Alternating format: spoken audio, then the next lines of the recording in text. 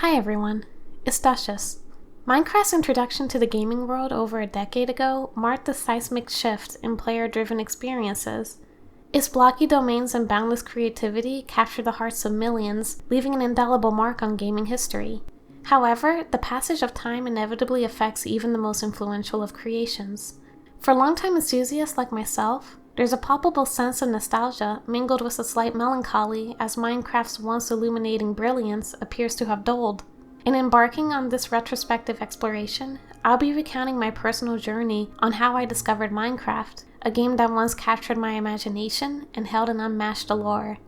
As I relate my initial encounters with its blocky biomes and boundless creativity, I'll share how, over time, that magical essence seemed to wane. I'll delve into the evolution of Minecraft's landscape, tracing the shifts in community dynamics, the fading novelty, and the overwhelming complexity that arose from its continuous updates. It's not merely a stroll down memory lane, it's a quest to rediscover the original charm that once defined Minecraft. In 2013, during a visit from my brother's friend, I was around 11 or 12. Being younger, I hero-worshipped my brother and his friend, trailing them around in a bid to seem just as cool. Their conversations often revolved around the latest and upcoming video games, and it was during one of these discussions that my brother's friend introduced a new survival game, Minecraft. He pulled up a gameplay video on YouTube created by Co-op Mode, and it wasn't long before both my brother and I were utterly captivated. Following that video, Minecraft dominated our conversations. The big question looming in our minds was, how could we scrape together the money to purchase this game? Back then, a Minecraft account came at a steep price of $26, a considerable sum for an 11-year-old and a 15-year-old. It was clear, we didn't have that kind of money. Our only option was to plead with our parents to buy it for us, promising them the moon and stars in exchange for granting our wish. Everything fell into place, and after some convincing, our parents secured us an account. That marked the inception of my deep infatuation with Minecraft. I remember immersing myself in the game on our family's outdated desktop, a clunky Windows Vista system, hardly equipped for gaming. To make Minecraft run, I had to push the graphics settings to their lowest, but even in its pixelated simplicity, the game retained an undeniable charm. There's a peculiar enchantment in experiencing video games at a younger age, where visual perfection isn't the priority. At 11, aesthetics didn't concern me. It was the sheer exhilaration of gameplay that held sway over my brother and me. The game's appearance didn't matter, what counted was the sheer joy it brought. Soon after diving into Minecraft, I noticed a stark contrast between the version I was playing and the one showcased in that co-op mode video. It didn't take long for me to grasp that Minecraft underwent continuous updates under the guardianship of its developer, Mohang. The video I stumbled upon was during Minecraft's beta phase, but by the time I delved into the game, it had already transitioned to its fully released form. The continuous influx of new content throughout the year was a pivotal turning point in my gaming experience. Until then, I hadn't encountered a video game receiving such frequent updates with fresh content. It felt like an incredible value proposition. Essentially, I was gaining access to 10 new games for the cost of one. At least, that's how my younger self perceived it. The anticipation was exhilarating. I relished having something to eagerly anticipate.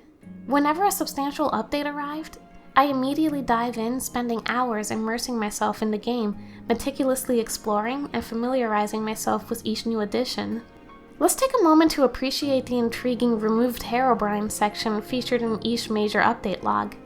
Reflecting on it now, I realize how fabricated the entire Herobrine saga was. Yet, like countless other children, I was remarkably susceptible to the idea, even though the notion of his existence was supposedly erased from the game with every significant update.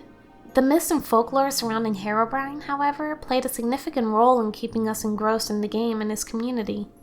I vividly remember scouring the internet, eager to uncover any recent encounters with Herobrine. Despite numerous accounts, most were eventually debunked as hoaxes. Despite overwhelming evidence suggesting otherwise, a part of me clung to the possibility of his existence. I even recall instances in my own Minecraft worlds where I was convinced I caught a glimpse of him. Ultimately, it remains an unsolved mystery, leaving us with unanswered questions and lingering doubts about the truths behind Herobrine's existence. I began to anticipate updates and would keep up with the update rumor mill on YouTube. I not only followed renowned Minecraft content creators such as Paul Soros Jr. and Jimmy Swift for their update news, but also relished their captivating Let's Play series and modded content. Their Let's Play adventures offered a window into imaginative gameplay, while their modded series showcased the boundless creativity within Minecraft's community. Through their channels, I not only kept abreast of the latest news, but also immersed myself in their gameplay, gaining inspiration and ideas for my own Minecraft adventures. Unlike most kids, my version of Saturday morning cartoons didn't involve tuning into whatever was airing on Nickelodeon at that hour, despite my adoration for SpongeBob. Instead, my mornings and evenings were filled with Paul Soros Jr.'s Man vs. Minecraft series. Paul's videos held a special place for me. They were content I was proud to share with my family due to their clean and family-friendly nature. Back then, YouTube was a wild landscape, way before the implementation of the COPPA regulations that came years later. With the family desktop in the living room serving as our primary computer, I had to be incredibly cautious about what I played aloud through the computer speakers on YouTube. There were occasions when my parents asked me to stop a video because of excessive profanity, and using headphones would have drawn even more attention. However, watching Paul's videos never prompted a single complaint from anyone in the family. Paul Soros Jr.'s content not only captivated me, but also offered a safe haven within the sometimes unpredictable realm of online videos. His family-friendly approach not only ensured a worry-free viewing experience, but also allowed me to immerse myself in the engaging world of Minecraft without any hesitation or concern. Over time, with each successive Minecraft update, the introduction of new features seemed to infuse the game with much-needed functionality and purpose. One prime example was the horse update, denoted as Minecraft 1.6.1. I had eagerly anticipated the inclusion of horses from the moment I discovered that Minecraft updates were a regular occurrence. It seemed like an obvious addition that was inexplicably absent from the game. In the meantime, I managed to bridge this gap using the Moe's Creatures mod. However, the sheer elation I felt when Mojang finally integrated horses as part of the vanilla game was indescribable. It was a moment that truly made my day. I was beyond thrilled. During those days, Mojang had a penchant for listening to the player community. If the player base clamored for a particular feature and vocalized it fervently enough, there was a tangible sense that it was only a matter of time before that desire manifested within the game. This level of responsive engagement with the player base was emblematic of what set Mojang and Minecraft apart within the gaming community. Their willingness to heed the desires and suggestions of their players, transforming those ideas into tangible updates and features, showcased a remarkable synergy between developers and the community. Mojang fostered a collaborative relationship where the players felt heard and valued, ultimately contributing to the evolution and success of the game. Such dedication to player engagement and responsiveness became a defining characteristic, solidifying Minecraft's position not just as a game, but as a thriving interactive community. When it comes to mods, it's a subject worth exploring further. Back in my younger days, mods were a bit of a headache for me because I lacked the expertise to install them properly. At the age of 11, handling something as intricate as tinkering with the jar file to install a mod was beyond my grasp. I considered myself fortunate whenever I successfully installed a texture pack, let alone a mod. It took me several years to finally crack the code and successfully install a mod. I vividly remember the first time I managed to pull it off. It was around the age of 13 or 14 when I successfully integrated Optifine and Moe's Creatures into the game. That achievement felt like a major triumph after years of attempting and failing to navigate the world of Minecraft mods. However, delving deeper into this topic, I distinctly remember the days when manipulating the jar file manually was the only way to install a mod. It was a time-consuming process that required careful handling and a precise understanding of the game's files. Back then, there were no convenient mod loaders or installers available. Instead, players had to navigate through the game's directory, locate the jar file, and meticulously add, remove, or modify the necessary files to incorporate a mod. It was a daunting task, especially for someone like me, who was still getting the hang of the game's mechanics and computers in general. Nonetheless, it was a crucial learning experience that highlighted the dedication of the Minecraft community, as players collectively sought ways to enhance their gaming experience despite the technical hurdles. Minecraft's standout feature in the gaming community was Mojang's active encouragement of user-generated mods. In an era before indie developers and smaller gaming companies embraced user-created content, modding games didn't receive much support. In fact, it was somewhat stigmatized and often considered a nuisance, as modders were perceived as meddling with the company's intellectual property. However, Mohang's open stance towards the modding community challenged this norm, setting a precedent that influenced other developers to follow suit. An exemplary case is Eric Barone, the developer behind Stardew Valley, who also embraced and encouraged player-generated content, mirroring the open approach established by Mohang in fostering a thriving modding community. These elements collectively contributed to making Minecraft a phenomenal entity during the 2010s. However, a pivotal shift occurred when Microsoft acquired Minecraft in 2014. Nosh, the game's creator, faced mixed reactions following this move. Some viewed it as Nosh selling out under pressure, apprehensive about the potential long-term impact of Microsoft's acquisition on the game. They foresaw changes that might compromise Minecraft's essence.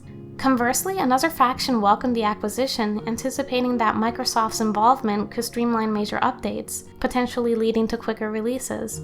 This divergence in perspectives reflected the uncertainty and varied expectations surrounding the game's future under new ownership. For those in favor of the transition, Microsoft implemented several strategic moves that significantly benefited Minecraft in the long run. One such game-changing decision was the porting of Minecraft to consoles. This strategic shift expanded Minecraft's reach exponentially, resulting in a staggering surge in sales. The availability of the game on consoles opened doors for players who didn't have access to PCs or weren't regular PC gamers. Personally, I found immense enjoyment in playing Minecraft on my PlayStation 3 and 4, despite initially starting on the PC platform. The console version allowed me to connect and bond with friends who exclusively played on consoles, immersing ourselves in intense survival worlds together. I remember engaging in creative build competitions with one particular friend.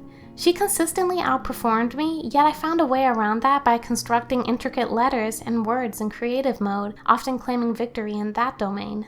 These experiences underscored the versatility and shared enjoyment that transcended platforms, uniting players across different gaming consoles. However, a gradual shift began to unfold.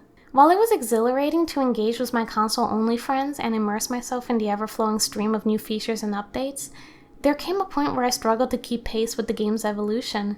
Taking breaks from Minecraft for a few months meant returning to find myself having missed not just one, but sometimes even two major updates.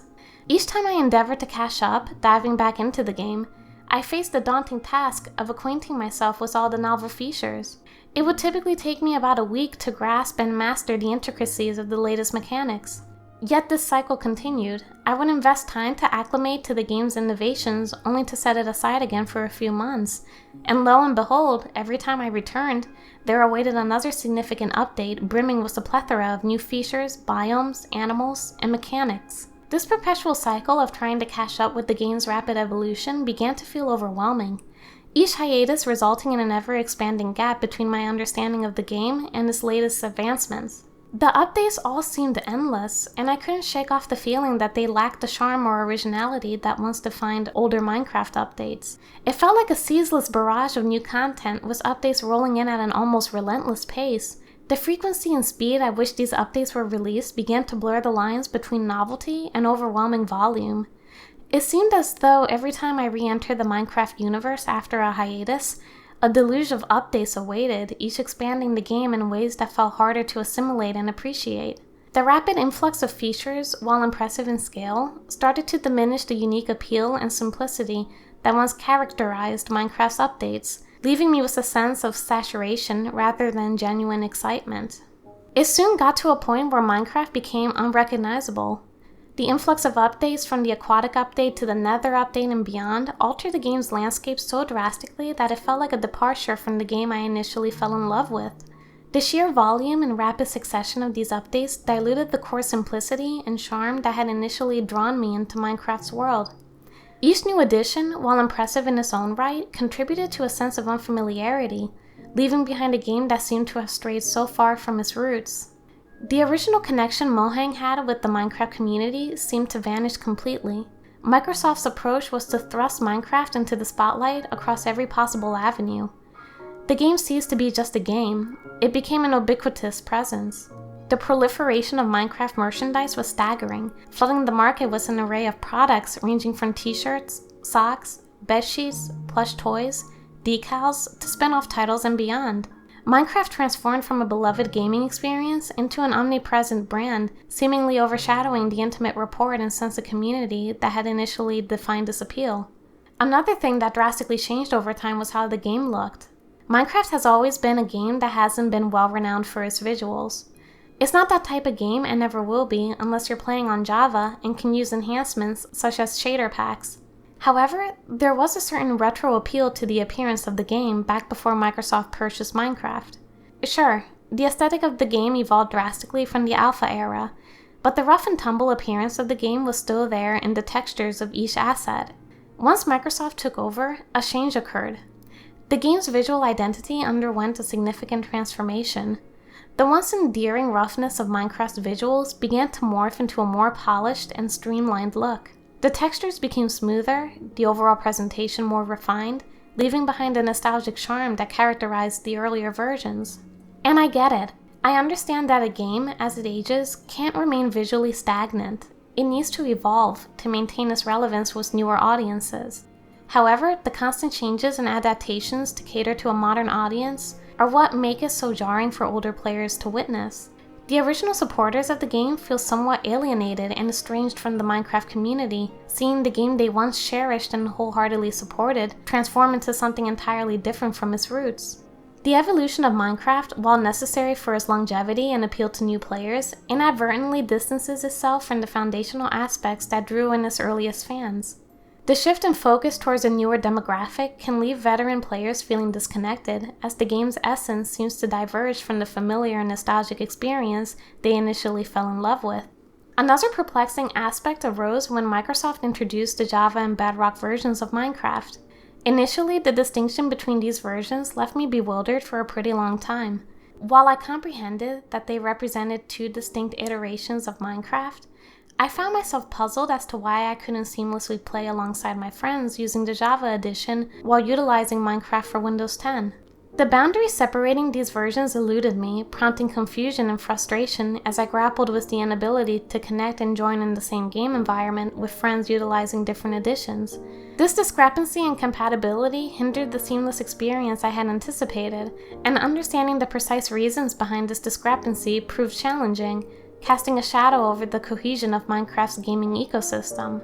But I guess what affected me the most personally was how, despite all these new features and updates, I found myself becoming increasingly disinterested in the game. It was an odd sensation, feeling bored and realizing that I had seemingly exhausted all the possibilities within Minecraft. The abundance of new content failed to reignite that spark of excitement I once felt. It was as if I had traversed every corner, built countless structures, and experienced all the adventures the game could offer. The sense of novelty that once fueled my enthusiasm gradually waned, leaving me feeling detached and uninspired within the confines of Minecraft's world. Everything seemed to change all at once, yet paradoxically, nothing changed at all. The landscape of Minecraft had become predictable and oversaturated. Despite Minecraft's efforts to infuse the game with freshness and interest, such as the new additions in the Caves and Cliffs update, the allure for longtime players seemed to diminish. The updates attempted to inject new life into Minecraft, particularly with promising features included in the Caves and Cliffs update. However, instead of reigniting the passion for seasoned players, these changes inadvertently distanced them further from the essence that had initially captivated them. The game's evolution felt like a departure from the simplicity and core elements that had made Minecraft an immersive and timeless experience for its veteran audience. Nowadays, I find myself lacking motivation to delve into Minecraft unless it's with friends. Playing solo has gradually turned into a boring endeavor, lacking the excitement and allure it once held for me. Don't get me wrong, I still acknowledge that Minecraft is a fundamentally enjoyable game. However, the solitary experience has lost its charm. The thrill of exploring and crafting alone has waned, and it's become apparent that the game's true essence for me lies in the camaraderie and shared adventures while playing with companions. The game's innate charm remains intact, but its ability to captivate me in solitary play has noticeably diminished over time. There are other games that currently command my attention, and I attribute that partly to the natural weariness that comes from extensive playtime in Minecraft. Over the years, we've thoroughly exhausted the depths of enjoyment Minecraft has to offer. Although we still engage in regular bouts of Minecraft, typically when friends or groups suggest reviving a survival server, there's a sense that we've traversed most of what the game has to offer. As the gaming landscape evolves, new horizons beckon, and there's an array of other captivating games to explore. It's not that Minecraft has lost its appeal entirely, but rather that there's a desire to seek out fresh ideas and experiences within the gaming community. The familiarity and nostalgia of Minecraft persist, but the allure of novel adventures elsewhere prompts a natural inclination to venture into uncharted gaming territories. Minecraft holds a special place in my heart, not only for introducing me to the sandbox genre, but also for being my entry point into the world of indie games. However, it can't be denied that the enchanting simplicity and the essence of Minecraft seemed to dissipate when Mojang transitioned to Microsoft. The game's initial charm stemmed from Mojang's small roots, and its evolution under Microsoft's ownership felt like a departure from that humble origin. Despite this shift, Minecraft remains a pivotal part of my gaming journey, sparking my passion for sandbox gaming and cultivating an enduring appreciation for indie game innovation. Its legacy as a groundbreaking force in gaming persists, even as the community grapples with the nostalgia for its origins and the transformations it underwent after the transition to Microsoft. And that's my take on this. Thank you for watching the video. If you're someone who loves exploring the depths of the gaming community, hit that subscribe button below and turn on notifications by clicking the bell icon. See you guys later.